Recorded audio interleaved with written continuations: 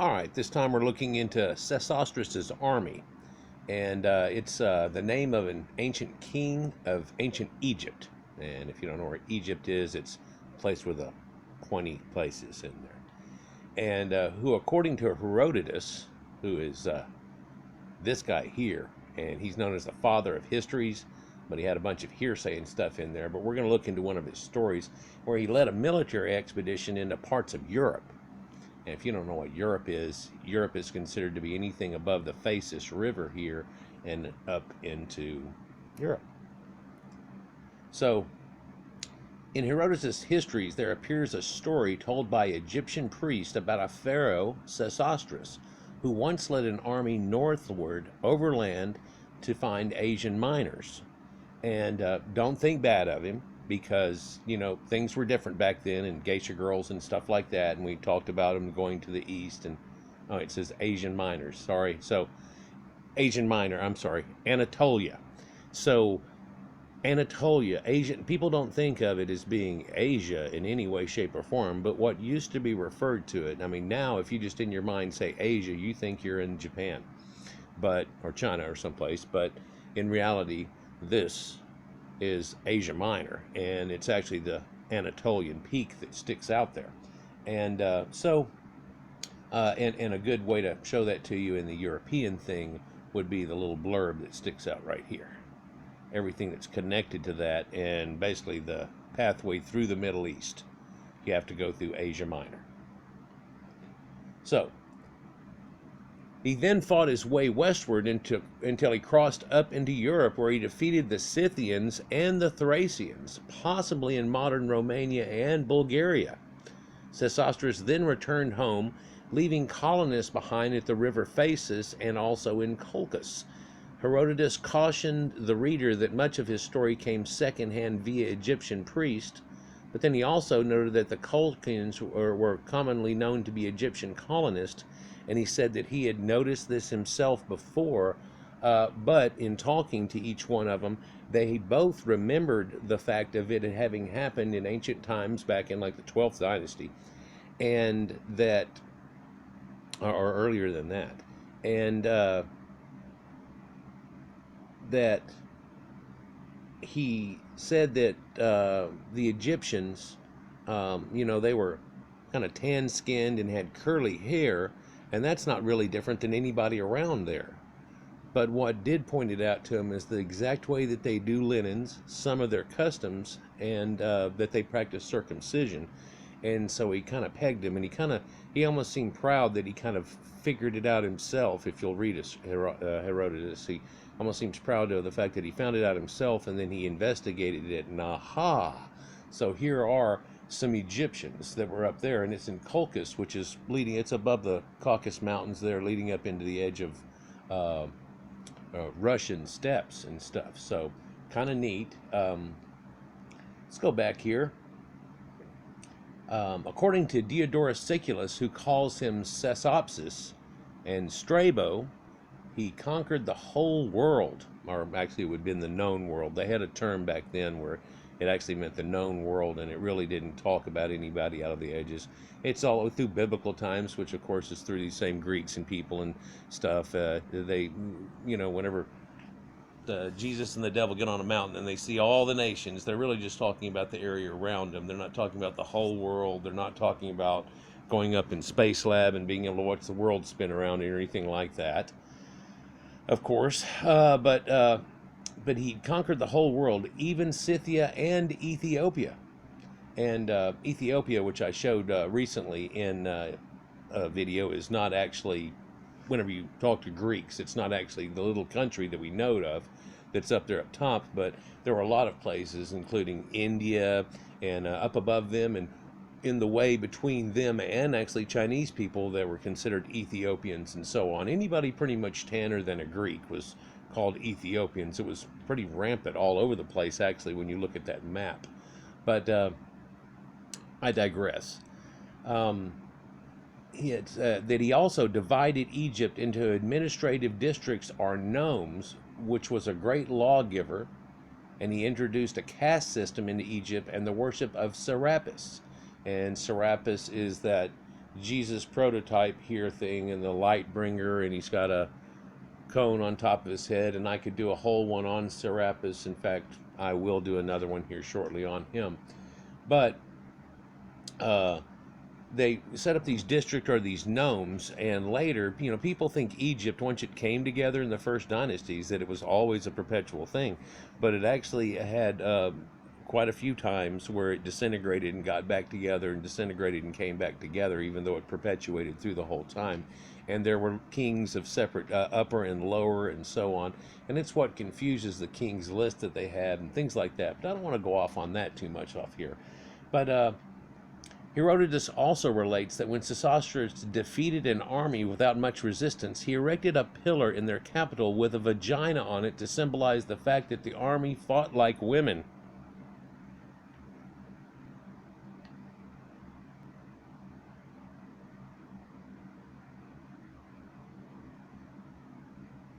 Yes, it actually says that. And so, yeah, that's like the third time I tried to get through that. Pliny the Elder also makes mention of Sesostris, who he claims was defeated by Solaces, a gold-rich king of Colchis. And of course, this goes back to the people of the Golden Fleece, and the Colchians were the people that had the Golden Fleece in the ancient stories and Homeric tales and things like that, right? And now we have Solaces. And if I did one on Solaces here, he's a sun-worshipping king and stuff and so on, and looked as being, and of course he had this thing about undying. It's like Saul Invictus almost. And here we have Saul of the Bible, S-A-U-L, and here we also have Saul, S-O-L, commemorating the sun, Saul, the sun. So anyhow, I could go off on that for a while. Herodotus describes Sesostris as the father of the blind king Pharaon, who was less warlike than his father. And he tells this tale in his thing, and it's this blind king. And God, there's a whole nother video in that whole aspect of this. And again, I'm not going to do one on the army and the way that the fight went down and so on, but I will make a little mention of it here in a moment. But Sesostris is believed to be based on Senusret III, and with a possible addition of memories of other pharaohs, including 12th dynasty, Seti I, and Ramses the Great, or Ramses II, of the 19th dynasty. So it's possible that people are putting a few things together as one, but no, it does seem that it all had happened at one time through this one guy, and then later people made pilgrimages or wars up into areas and stuff, and so they're just recanting and saying like this, like that. I believe that we're really looking at the original story here of it, but this is what's hidden. And what's funny is Ramses is looked at as being the great pharaoh whenever he did his thing, because it was in a much more prevalent time. But if you go way back, there was something that had happened a long time before, and there's a lot of diaspora that comes out of this, people that get banished and so on. And in fact, they call him Sesostris, so it has ostrus in it, right? And so let me show you something about linguistics just slightly.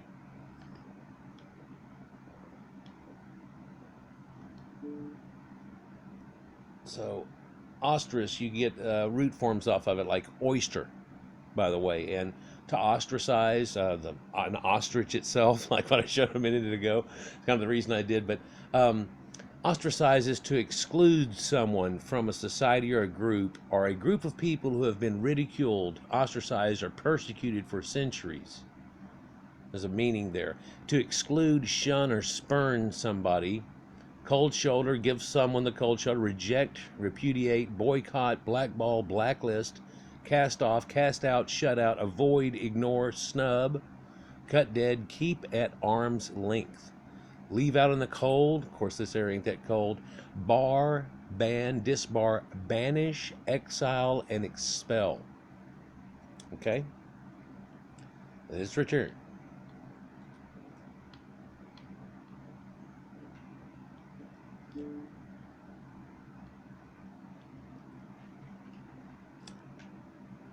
So it's believed that he's based on those pharaohs, but really it is Senusret himself. And a pharaoh called Sesostris occupied the same position as known as the pharaoh Senusret III of the 12th dynasty. And his name is now usually viewed as a corruption of Senusret, And if, of course, we say Senusret, and it's very Americanized, and hell, I'm Texanified, so you get a lot of that out of it. But in their language, if you were to pronounce it out phonetically off of hieroglyphs, it would come off as more of Swinwasret, Sinwasret.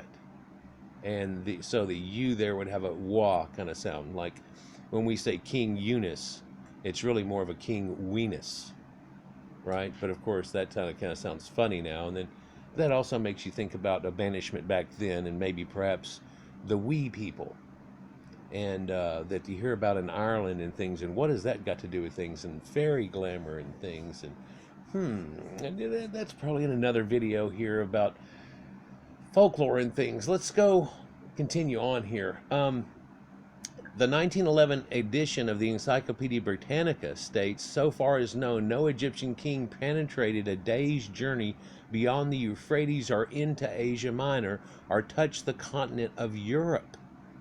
But the images of Sesostris carved in stone in Ionia, which Herodotus say he had seen, are likely to be identified with Luwian inscriptions of Caribal Pass and Caribal reliefs. And these are reliefs, I should show you pictures of these, but these are reliefs that are built onto the wall here.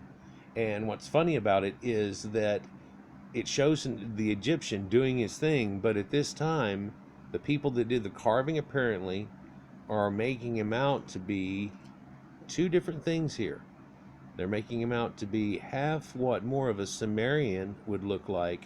And then if you look at his pointy shoes and his pointy hat, the way that he looks there, that's more of those Proto-Indo-European people that we were talking about that he had run up into, in the Scythians and the Sacasuni and Isaac Kurgan people here, right?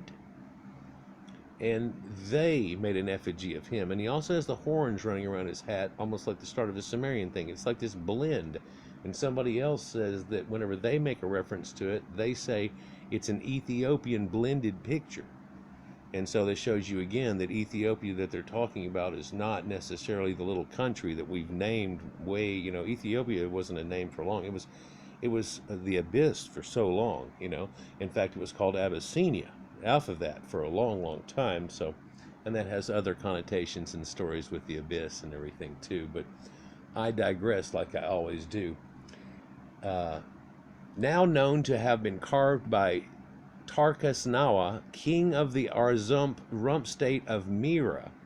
And Mira is over in Sumerians, Babylon, if you will, and so on, in that area. The kings of the 18th and 19th dynasties were the greatest conquerors that Egypt ever produced, and their records are clear on the limits of Egyptian expansion. Senusret III raided the Levant as far as Sikkim, also into Ethiopia, and at Semna, above the Second Cataract, set up a stelae of conquest that in its expression recalls the stelae of Sesostris in Herodotus.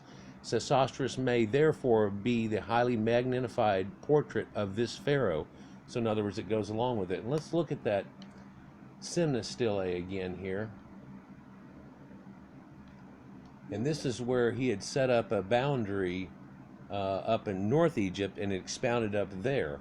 And I don't think I can get this picture into the edge of it here where you can see, but he takes it all the way up, Second and Third Cataract up here, above what he called Wawat, and had taken over a whole larger area, really more much of a expansion type thing. And when he had set up this boundary stele, it's basically saying that you can't come past this point, but they really primordially had owned a whole lot up that. Whenever they came down and made the farmlands, they culminated and pulled themselves down, and then eventually they started being invaded by Nubians and so on, and had to expand back and set a border at a distance, and then run a bunch of outposts and things like that.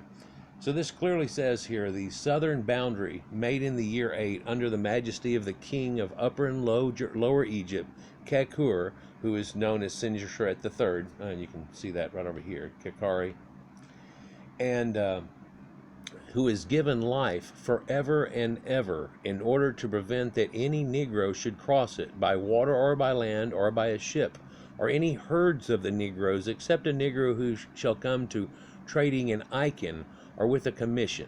Every good thing shall be done with them, but without allowing a ship of the Negroes to pass He, going downstream forever.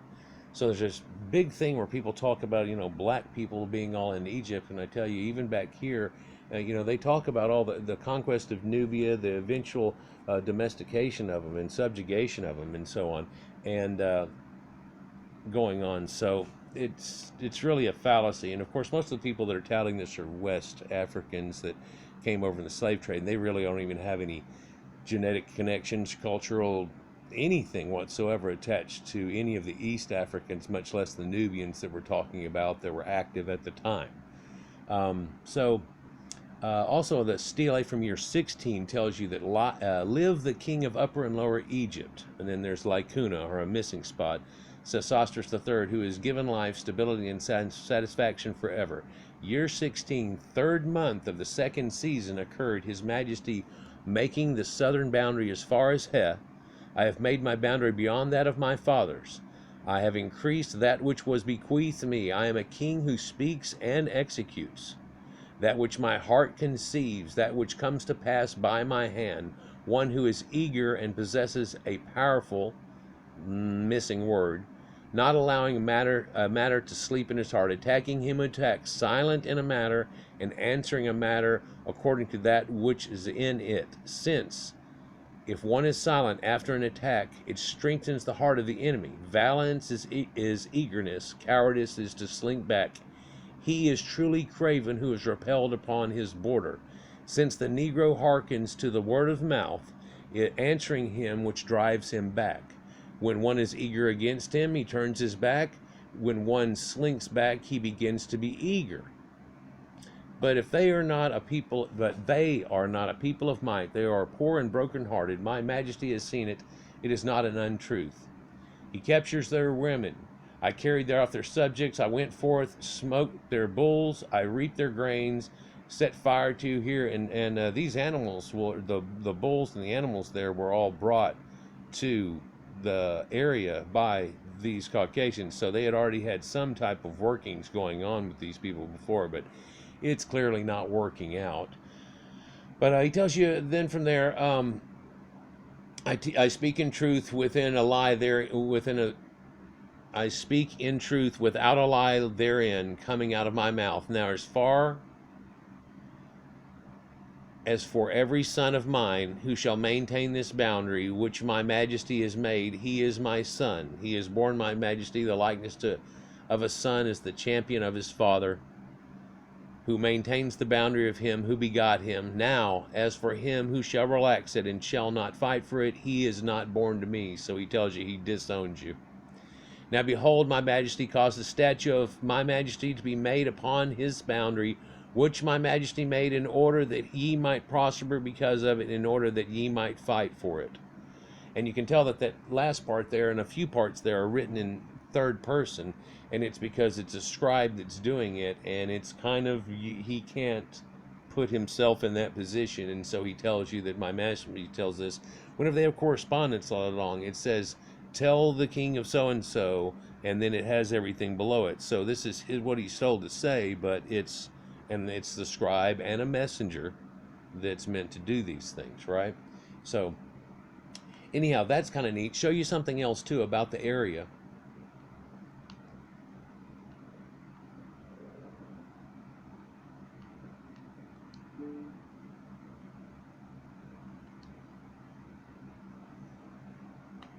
I'm just going to read off a little bit here to you and let it go whenever I do. But Abydos is the area that we're talking about. It's an ancient graveyard, and they knew that it is from the very first of dynasties that came off, and before the pyramids or anything, and when they were just building mastabas and underground places. And then there's one that's unique, and it is Senusret's place in itself, and it's built to a sacred mountain of Anubis that only in the 5th dynasty do they actually start going with an Osiris model, and it goes from there. There's some changes in Egyptian religion and spirituality and the culmination of their gods, much like we always think of the Greek gods and everything as, oh, there's 12 of them and there's all this other stuff. But if you go through time, there's not that many of them, and it envelops, it gets full, there becomes aspects, 12 of them, and so on, and it goes.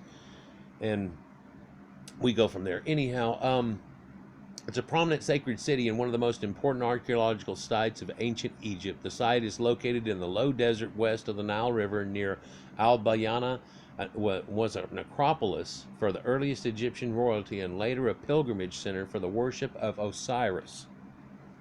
And so this is, rather than being just in the Osirian that they had, that you could go and do your normal thing at, most of the other places, I mean, where are you going to go? Well, this is the true place that you would end up going to it. And it tells you that it's long been known as the royal cemetery of the first and second dynasties. Excavations underway since the late 1970s, however, revealed a group of earlier tombs belonging to a series of kings that predate the first dynasty and the official unification of Egypt. And these tombs have yielded a rich harvest of intact pottery, and wow, it keeps kicking on me. Intact pottery, royal emblems, ivory labels, and the names of several pre-dynastic kings. And I showed you in a recent one those labels, where the label would have the root word sound that they were using. It's the beginning of some types of phonetics, and it's the starting of using hieroglyphics to try to do that.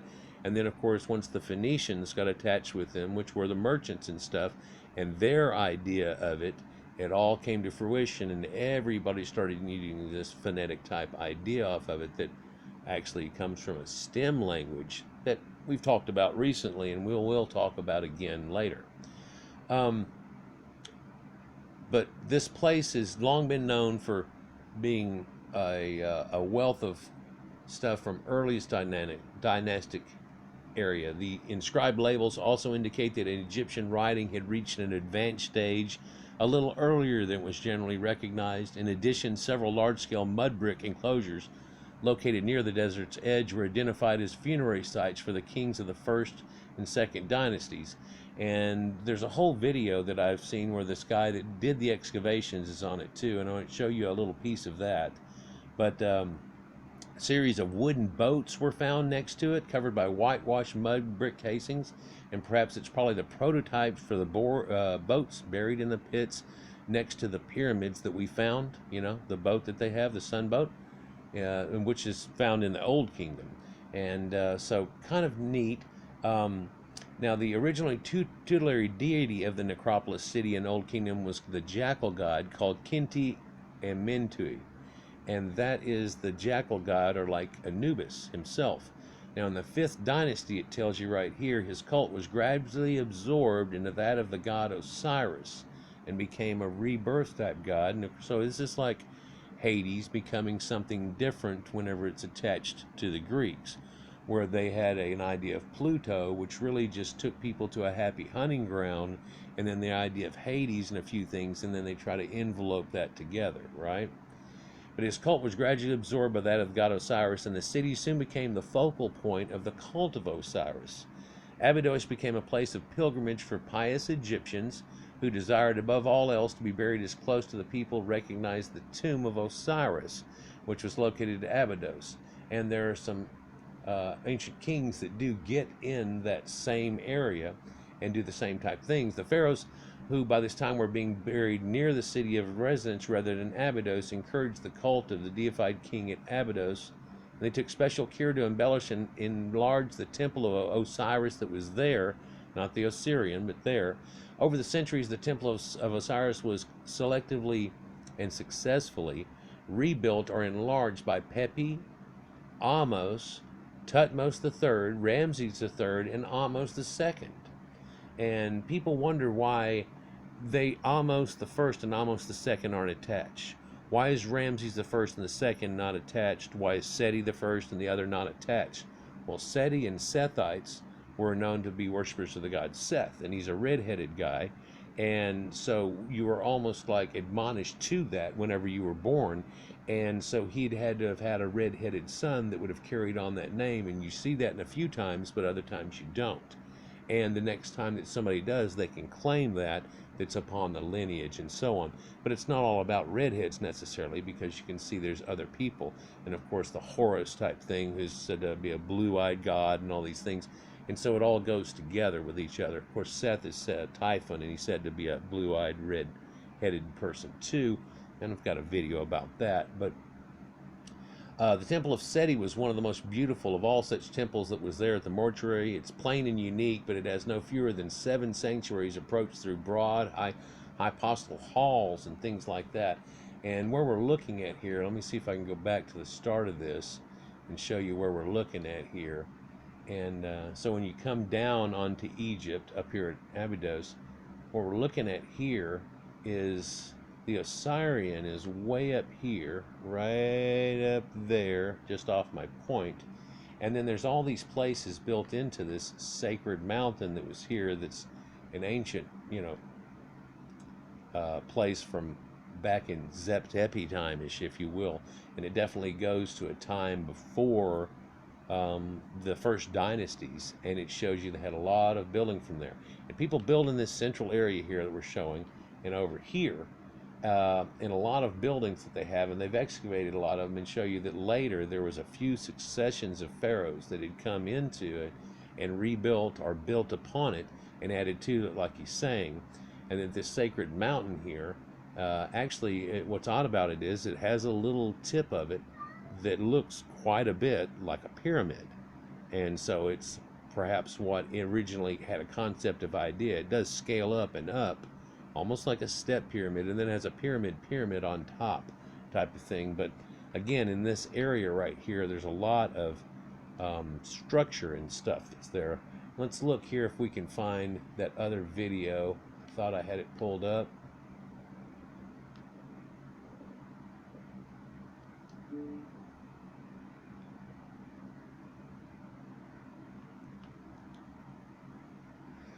So here's the guy from the Oriental Institute. He's doing a dissertation and a speech onto it, and he's actually been one of the main guys that's worked on it for a long time. His name is Joseph Wagner, Josef-Wegner,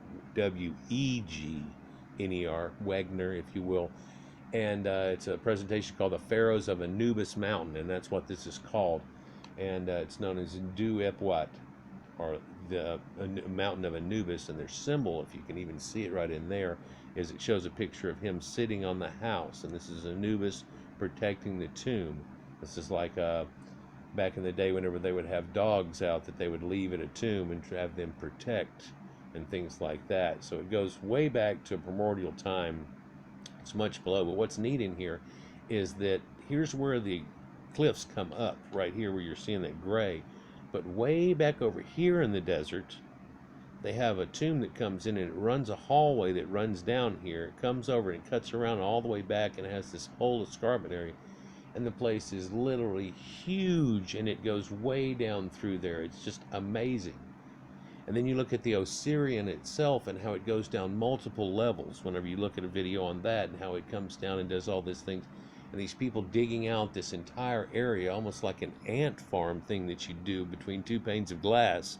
It's freaking amazing the level they go through. And then you look at some things like the blocks, and how do they get certain blocks down in there in any way, shape, or form? I mean, how does that actually work that they did that? But he's got this, let me see if I can hit the right moment here off of it, and you can look at the way this looks, and it shows you the sacred mountain and the way that it comes and goes down. And there's the open area here, blocking stones, and it comes down, and then a whole set of blocking stones again.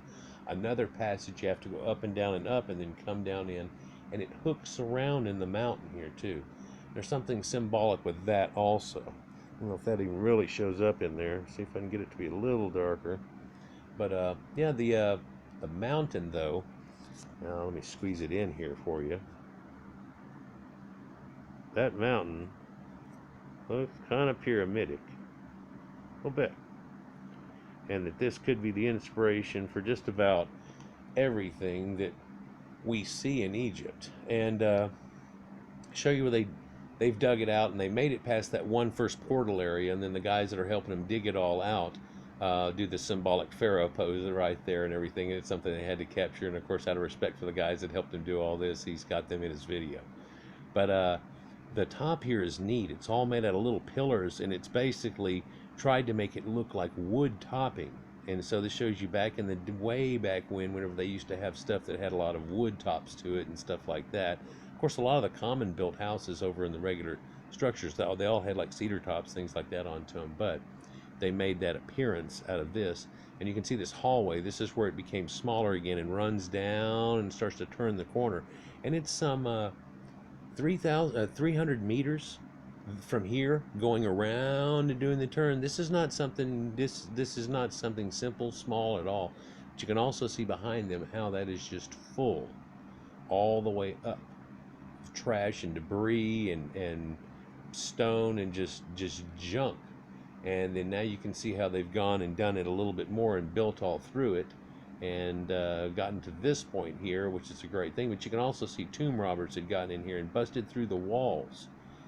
Now he tells you in this presentation here, I don't want to show it because it's going to blank it on, but all of the walls you're looking at here on each side of it is all carted in rock that's taken from another place. That whenever it showed you that it got skinnier, it didn't get skinnier.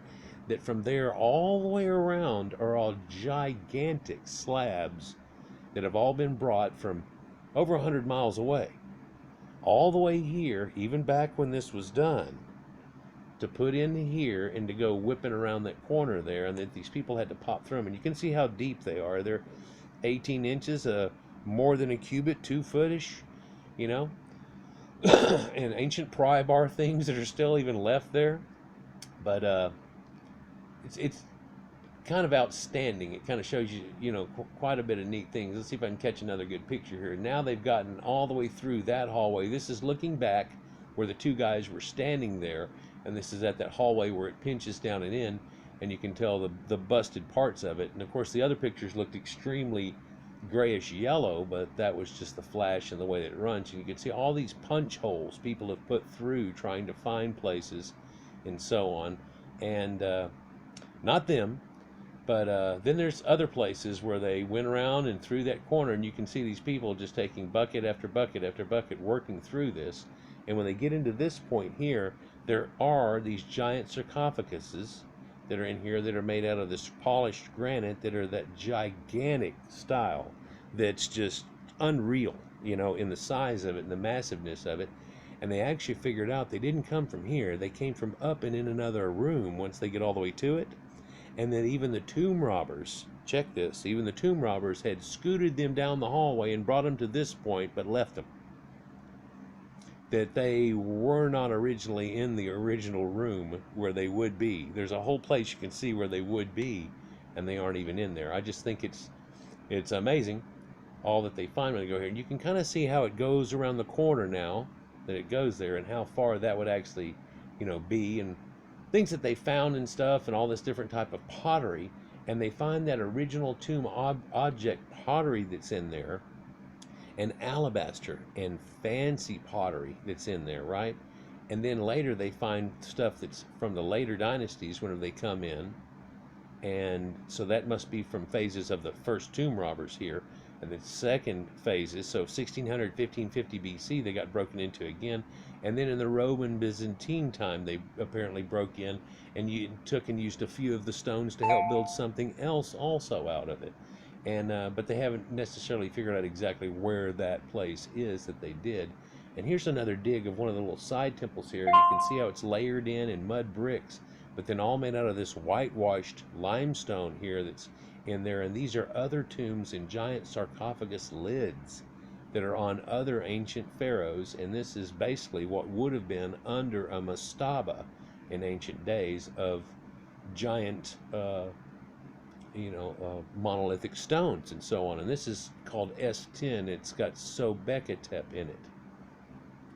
And they also found Senusret. So they have him and his look and so on going on there, and a lot of his statues. And they accredit him to being the first one that attaches it to the ancient pre-primordial time and built a temple there. And then now they deify him, and in some way he becomes Osiris after the 5th dynasty, and then people hearken to that and look back at that in an ancestor deification worship situation, and it runs on through. And there's a few other things here too, but it gets way deep into a lot of stuff. And there's even a few tablets here, and it shows you the other people and where they were buried. And this is much later, you know, and this is Sobekatep and Nefertep and so on in there. And again, the structure that they found and started working with. and you can get deep inside this structure, and there's certain wall crackings that show you that it actually has some writing and things and fumarole fragments that they've put back together along with other pieces, and apparently what it would say, and it's a giant false door that's in there, so it's one of those portal door sets that you can see him sitting up here, right? And there's also all these chambers that were in here in inner coffins. And one thing they don't want to mention is it looked like people were sacrificed to go with the kings at that time, and they quit shortly after. And I think we know that the Sumerians did the same thing and quit shortly after, and so on. It kind of ruined the next dynasty for the next guy whenever you had some badass people working for you, and they all had to go bye-bye to go with you to the afterlife. So they started after that using shabtis. And the shabtis are like fake little statues and stuff that even the guy that was supposedly did this whole thing, you know, like, hey, in the afterlife I will be helping you, and this person will be my representative until such time as you need me, and all these type of things. It's a symbolic situation, but yeah, quite neat. And they also found an area here with these giant, now check this out, it's just really not even smoothed off, but the inside perfectly cut out, so it had a lid on it. So now you're going to live inside a rock or an egg kind of thing, right? Or not live, but perpetually live, you know, in the afterlife inside of that in these places. And they dug out another one over here, and you can see how it's really just rough on the outside, but the inside is just incredible, you know. And it's the section cut out here is to put all the offerings and the extra stuff there that later they make all into the wrappings and turn into the canoptic jars and things like that. So it's kind of like a pre or primordial type version of it or whatever. Here's a picture of Sathor that they had found there, and but that's later, of course, and it's made out of that hard diorite too. And so kind of neat, guys. And I just wanted to share all that with you, I guess. Oop, they found snakes, and they had put together one of the bodies here and so on off of it, and he makes a big joke out of it, how the guy is actually pointing and going, well, I'm number one, you know, and so on off of it. But he's also missing a toe off of one of his toes off his thing. So does that make it where he doesn't go in the afterlife? Somebody snatched a toe because somebody made up some oh no belief that if you had your nose missing or anything, or even just the statue that was symbolic of you, that would happen. So when people got pissed off at other dynasties, they go around and knock the nose off a statue, and that makes it to where, oh, you're gone. Or they'd go through the trouble of stealing one of your fingers or something, you know, and now you can't go in the afterlife. Well, didn't you already go? I mean, how's this all working? Well, it's working in quite a strange way, I guess you'd say. But neat, they show you these guys here too, and this guy and his ankles, and how his ankle is set and deformed, and things that had happened to these guys, and the hard work that had gone on to them, and even been into fights, and shows you how their skulls had been hit and so on. So these weren't all just these kings didn't all go just gently and so on. Even a axe wound into the top of what seems to be one of the knee bones. So